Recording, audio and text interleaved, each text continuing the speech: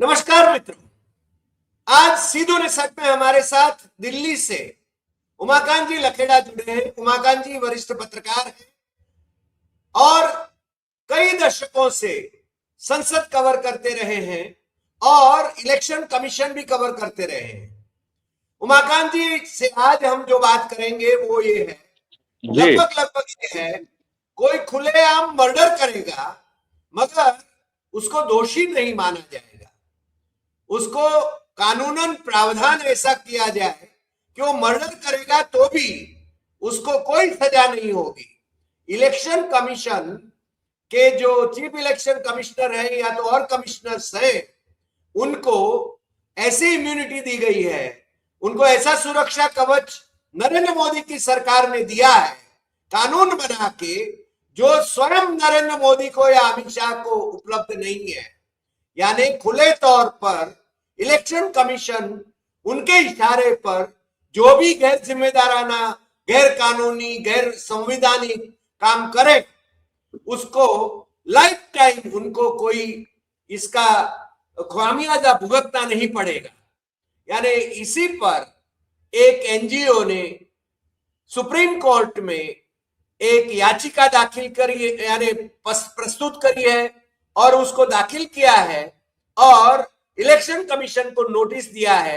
अब आगे क्या होने वाला है ये तो उमाकांत लखेड़ा जी इसका विस्तार से हमें बताएंगे, मगर मैं जैसे कह रहा हूं कि कोई मर्डर करेगा तो मर्डर वाले को पकड़ा नहीं जाएगा, यानी कोई बलात्कार करेगा तो उसको बलात्कारी नहीं माना जाएगा, वो तो परम आदरणीय संत महात्मा माना जाएगा। इस प्रकार के नियम कानून नरेंद्र मोदी की सरकार बना रही है और हमारे देशवासी आंखें मूंद कर बैठे हैं। तो लखेड़ा जी, आप हमें ये बताएं कि सुप्रीम कोर्ट ने एक नोटिस तो जारी किया है, ये पूरा मामला क्या है और कभी इंदिरा गांधी ने इमरजेंसी के दौरान प्रेसिडेंट, वाइस प्रेसिडेंट, स्पीकर और प्राइम मिनिस्टर के लिए इस प्रकार की इम्यूनिटी का एक प्रावधान कराया था, जिसके खिलाफ नरेंद्र मोदी यानी मंडली के जो पूर्वसूरी थे वो सब उससे खिलाफत कर रहे थे और जनता पार्टी की सरकार बनी तो उसको नाबूद कर दिया था, उसको हटा दिया था। इस प्रकार से अब सुप्रीम कोर्ट में एक मामला गया है, अब क्या होना है इसका विस्तार से आप जरा, पिटीशन दायर की गई है तो उसके बाद में क्या होगा और पहले क्या हुआ है ये भी आप बताएं। उमाकांत जी, आपका फिर से एक बार स्वागत है और थैंक यू। आप इस पर भली भांति, क्योंकि आप संसद कवर करते रहे हैं कई दशकों से और इलेक्शन कमीशन भी कवर करते रहे, उनके कारनामे बहुत अच्छे ढंग से आप जानते हैं, राजनेताओं को जानते हैं, इसलिए आप हमारे दर्शकों को ये बताएं कि क्या हो रहा है। नमस्कार हरि देसाई जी, आपके तमाम दर्शकों को नमस्कार। और मैं ये बताना चाहता हूं कि सुप्रीम कोर्ट ने chief justice of India justice Suryakant ने और उनकी बेंच ने एक नोटिस इशू किया है यूनियन ऑफ इंडिया, भारत सरकार को, जिसमें नेचुरली इलेक्शन कमीशन परव्यू में आते हैं। इलेक्शन कमीशन को स्पेशल प्रिविलेज कह सकते हैं, यूनिमिटी कह सकते हैं, ह्यूमिडिटी कह सकते हैं। वो ह्यूमिनिटी का जो पूरा वजह है, इसका जरूरत नहीं पड़ता। ह्यूमिनिटी का जरूरत क्यों पड़ रहा है? ह्यूमिनिटी का जरूरत तो 2023 से पहले तो पड़ा नहीं। जब इन्होंने, नरेंद्र मोदी की सरकार ने एक कानून बनाया कि जिसमें चीफ चुनाव आयुक्त जो होते हैं, इलेक्शन कमिश्नर जो होते हैं केंद्रीय चुनाव आयोग के, उनकी अपॉइंटमेंट की जो अथॉरिटी है वो अपने हाथ में ले ली। इसका मतलब इन्होंने इलेक्शन कमीशन को एक एक्सटेंशन काउंटर बना दिया प्रधानमंत्री कार्यालय का। मतलब इनडायरेक्टली जब अपॉइंटमेंट अथॉरिटी, जब आपके बॉस पीएम प्राइम मिनिस्टर हो जाएंगे, प्रधानमंत्री का कार्यालय हो जाएगा, तो वही आपको अपॉइंट करेंगे, तो आपके वो रिपोर्टिंग बॉस हो जाएंगे। आपकी जो accountability, free and fair election ना हो करके प्रधानमंत्री को खुश रखना, प्रधानमंत्री की जो पार्टी है उसको खुश रखना, और ऐसा नहीं है, ये कानून कितना खतरनाक है। कल ये लोग पावर में नहीं रहेंगे, ये सत्ता से बाहर जाएंगे, आज नहीं जाएंगे तो 4 साल बाद जाएंगे। जो नई सरकार आएगी वो सरकार भी इनका इसी तरह से इस्तेमाल करेगी। इसके लिए इन्होंने दरवाजा खोल दिया अपने वेस्टेड इंटरेस्ट के लिए, सत्ता में बने रहने के लिए दरवाजा खोल दिया। इलेक्शन कमीशन को ब्रांच बना दिया रूलिंग क्लास का, सरकार का, ताकि जो डायरेक्शन मोदी जो चाहते हैं या प्रधानमंत्री कार्यालय जो चाहता है या अमित शाह जो चाहते हैं उसी तरह से राज्यों में आप गड़बड़ी करें। उसका एक बड़ा कारण दर्शकों को बता दूं मैं कि जो एसआईआर लागू हुआ है राज्यों में, वो उसका सीधा सा मतलब क्या है, डायरेक्टली सीधे तौर पर वो है इलेक्शन कमीशन को राइट दे दिया लोगों की सिटीजनशिप डिसाइड करने का। जबकि under the law under 324 constitution of India they have no right, no business. ये भारत सरकार की जो गृह मंत्रालय है उसका काम है कि आप देश के नागरिक हैं या नहीं। आजकल क्या कर रहा है एसआईआर में कि आप भारत का नागरिक कौन होगा, ये राइट जो है इलेक्शन कमीशन को ट्रांसफर हो गया with for all practical purpose. तो ये बहुत खतरनाक है। इस कानून में अब यूनियन ऑफ इंडिया ने जो लोक प्रहरी एनजीओ है उसके वकील शुक्ला साहब हैं, उन्होंने जो है उन्होंने ये सौंप दिया है ये याचिका सुप्रीम कोर्ट में। उसके आधार पर जो है ये नोटिस इश्यू हुए हैं और मुझे लग रहा है कि सरकार को जवाब देना होगा कि ऐसी क्या इमरजेंसी होगी। मुझे लगता है, मुझे पता है उनका जवाब क्या होगा, मुझे मालूम है उनका जवाब क्या होगा। उनका सिंपल जवाब होगा कि देखिए वो इतना सेंसिटिव इश्यू हैंडल करते हैं, राजनीतिक पॉलिटिकल जो राजनीतिक बदले की भावना से लोग उन पर केस कर सकते हैं, इसलिए वो अपने काम को फ्रीली कर सके, तो अपने जो उनका विवेक है, उनका जो माइंड सेट है उसके हिसाब से जो रूल है, वो तो रूल बता रहे हैं उसको, जो गैर कानूनी है उसको वो रूल बताते हैं, उसके हिसाब से कर सके। इसलिए हमें ये आशंका है कि रिटायरमेंट के अगले दिन या 10 दिन बाद या 2 साल बाद या 6 साल बाद उनके खिलाफ लोग केस दायर करेंगे। तो हमने उनको पूरा प्रोटेक्शन दे दिया है। मजेदार बात है कि राष्ट्रपति को भी नहीं है और प्रधानमंत्री को भी नहीं। जी, यही कहना चाहता हूँ। यानी राष्ट्रपति को और प्रधानमंत्री को, गृह मंत्री को जेल में डालना है तो डाल सकते हैं, वो उस ओहदे से हट जाए उसके बाद में। मगर बिल्कुल ज्ञानेश कुमार को या तो उनके जो इलेक्शन कमिश्नर हैं उन्होंने गैर कानूनी, गैर संवैधानिक जो भी काम किए हैं वो लाइफ लॉन्ग उनके खिलाफ कोई एक्शन नहीं लिया जाएगा, ये नरेंद्र मोदी की सरकार ने तय कर लिया। सर इसका तो बहुत बिल्कुल, ये तो लोकतंत्र रहा कहां। ये मैं आपको एक बात बता दूं कि ये सीधी भाषा में, ये कोई रॉकेट साइंस नहीं है।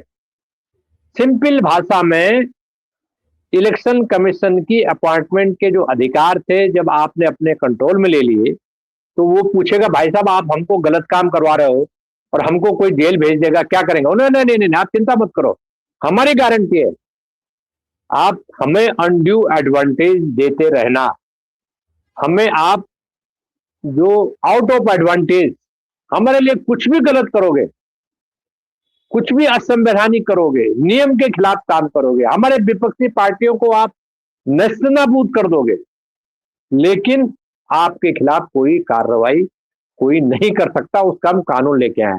उसने कहा भाई साहब ये तो बहुत बढ़िया, आप हमें शील्ड दे रहे हैं, इतना अच्छा काम कर रहे हैं, इसके बाद तो हम कुछ करेंगे नहीं, कुछ ऐसा नहीं, आप ही के डायरेक्शन पे चलेंगे और कुछ सोचेंगे ही नहीं, हम सब कुछ करते जाएंगे जो आपको पसंद होगा, जो तुमको हो पसंद वही बात करेंगे, तो वो ही काम करेंगे जो आपको पसंद है। और हमारी सुरक्षा जब तक हम जीवित रहेंगे, जिंदा रहेंगे, आप गारंटी दो, ऐसे नहीं मुंह से नहीं, कानून ला करके गारंटी दो। और भारत सरकार ने चूंकि उसका बहुमत था, ये जो महोदय हैं, ये जो चंद्रबाबू नायडू हैं, ये जो नीतीश कुमार है, जो इस सरकार को कंधे पे ढो रहे हैं, इनको भी जवाब देना होगा पब्लिक को। इन्होंने इस सरकार को, इस असंवैधानिक सरकार के कारनामों को अगर ये आगे बढ़ाएंगे तो इनको भी तो जवाब देना होगा। लेकिन क्योंकि इनको सत्ता चाहिए, पैसा चाहिए, पावर चाहिए, इनको देश की चिंता नहीं, इनको पावर की चिंता है। नीतीश कुमार को बिहार में पावर में रहना है, चंद्रबाबू नायडू को पावर में रहना है। नहीं तो ये गैर कानूनी जो कानून बना है, इसका क्या जरूरत था? इसका मतलब चंद्रबाबू नायडू को भी इलेक्शन कमीशन से फायदा पहुंचाया गया लोकसभा चुनाव में। और लोग बताते हैं 15 सीट तो वो इसी तरह से गड़बड़ी करके जीते हैं। जो उनके पास 16 सीटें हैं, 15 सीट तो गड़बड़ी करके जीते हैं, इतना नहीं था उन्होंने। ऐसे बंगाल बिहार में क्या हुआ, नीतीश कुमार को फायदा हुआ, 12 एमपी जीत गए। कोई उम्मीद थी किसी को कि जो आदमी 18 साल 19 साल से पावर में है, उसके खिलाफ प्रो इनकन्वेंसी चल रहा है, बीजेपी के खिलाफ प्रो इनकन्वेंसी चल रहा है। बीजेपी कभी पावर में नहीं, प्रो इनकन्वेंसी चल, उनके एमपी जीते जीते जा रहे हैं थोक भाव से। तो ये क्या हो रहा है? इलेक्शन कमीशन की कृपा से हो रहा है। इलेक्शन कमीशन जो गैर कानूनी काम कर रहा है, दुरुपयोग कर रहा है, मिसयूज कर रहा है पावर का, उसके कारण हो रहा है। तो यही सब मैं बताना चाहता हूँ।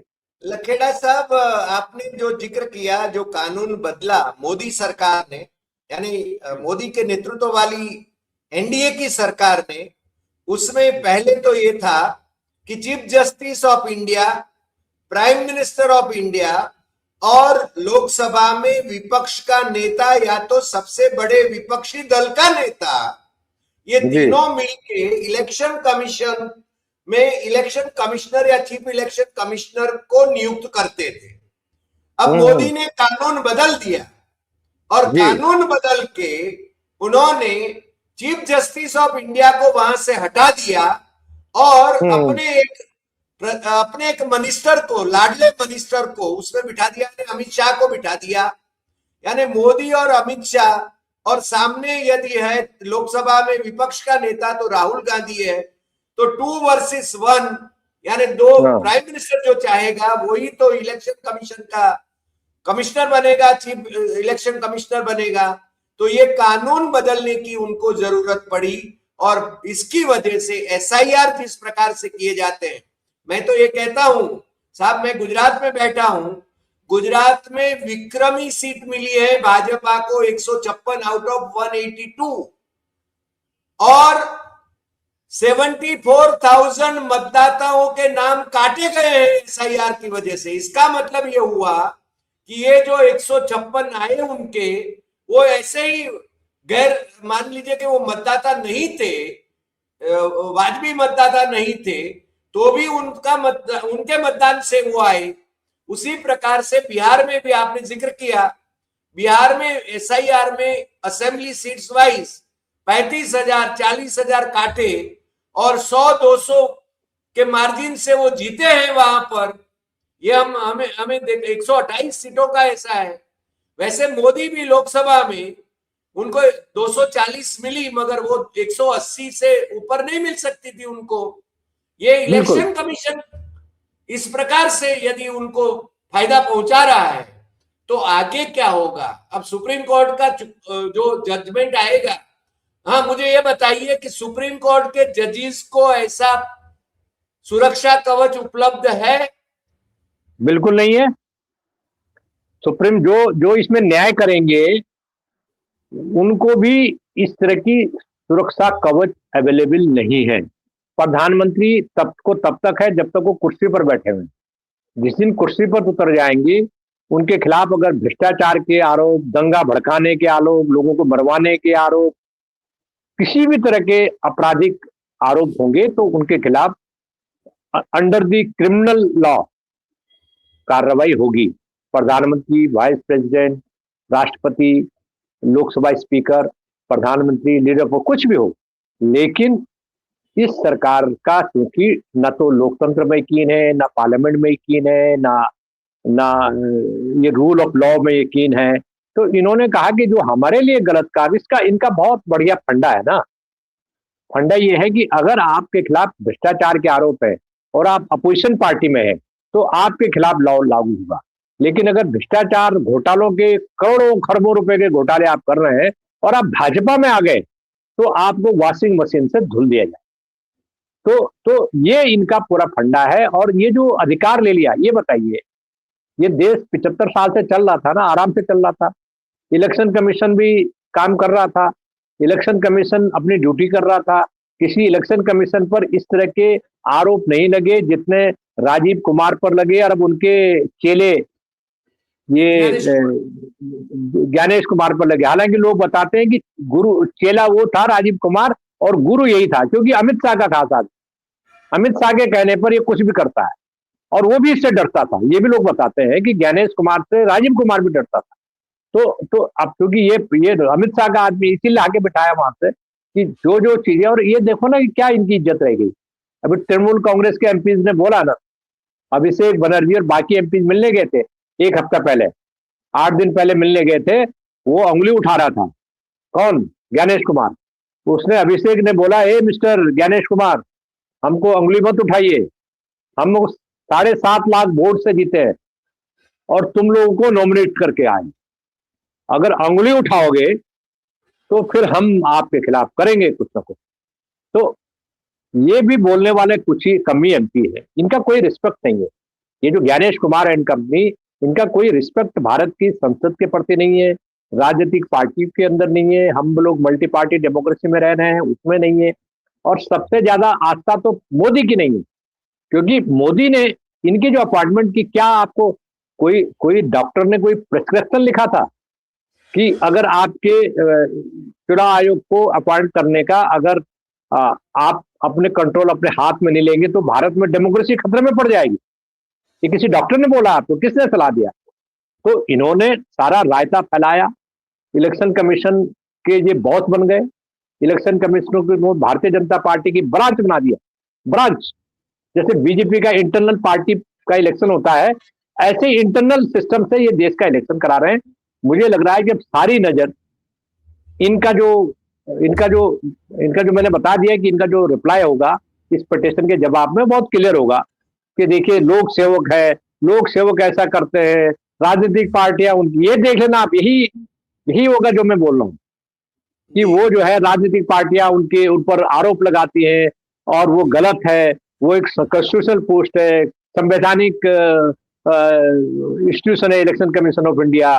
वो भारत में निष्पक्ष अंडर ब्रैकेट निष्पक्ष चुनाव कराते हैं। उन पर अगर कोई उनके लाइफ टाइम उनको कोई थ्रेट करता है तो उसको फील्ड जरूरी है, ये जरूरी है, वो जरूरी, इनको अभी बेनिफिट है। तो मुझे लग रहा है देश लोकतंत्र खतरे में है, देश के संविधान खतरे में है, देश की संसद के कानून का, जो पहले कानून बने थे उसका मजाक बनाया है आपने। मेजोरिटी के बल पर एक कानून को पास कर दिया और ये जो सत्ता के जो क्या कहते हैं, लालची और कुर्सी के जो लालची चंद्रबाबू नायडू जैसे लोग, धूर्त लोग कहूंगा मैं इनको, और ये नीतीश कुमार जैसे लोग, ये जो सत्ता और कुर्सी के जो लालच में ये इस सरकार को असंवैधानिक काम करने, गैर कानूनी संसद से कानून पास करवा रहे हैं, मुझे लग रहा है देश के लिए बहुत खतरनाक है। चुनाव आयोग पर नहीं, भारत सरकार पर नजर है कि ये जो गैर कानूनी कानून 2023 में पार्लियामेंट में पास कराया और सारा इम्यूनिटी उनको